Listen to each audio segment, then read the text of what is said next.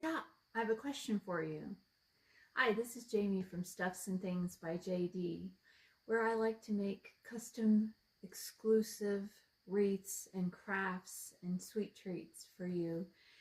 And today we're going to ask a very important question, and that is, how do you decide where your bow is going to go on your grapevine, and how do you put your bow on your grapevine?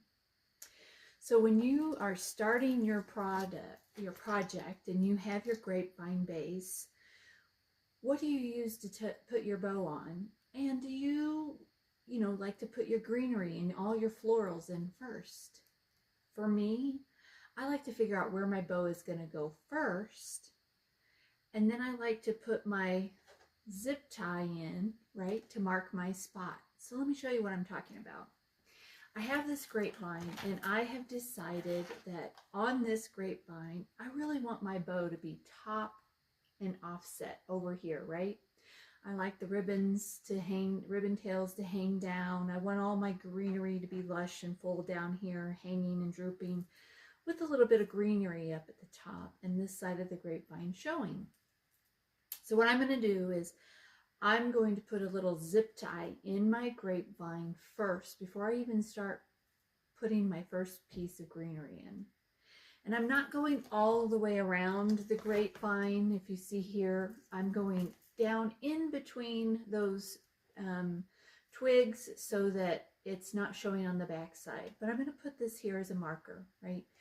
And then what I'm going to do is I'm going to come in and I'm going to start adding in my greenery around this zip tie, around the front, around the top, the bottom, all of those different places, leaving this one little area here for my bow, so that once I've got my greenery and my base florals in, I can come back, add my bow, and then finish it off with my bigger florals and fill in with some greenery.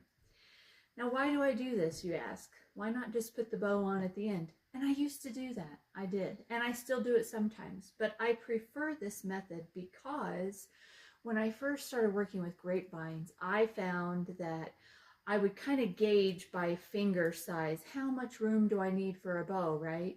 Well, then when I went to make my bow, it would always be either too big or too small. And I would have either a big hole and a little bow or a tiny hole and a huge bow. So now I like to just kind of map this out ahead of time so that I can fill in my greenery and not worry about how big of a spot do I need to leave. What do you do? Drop me a comment. Follow along for more because I've got some other really great tips coming your way.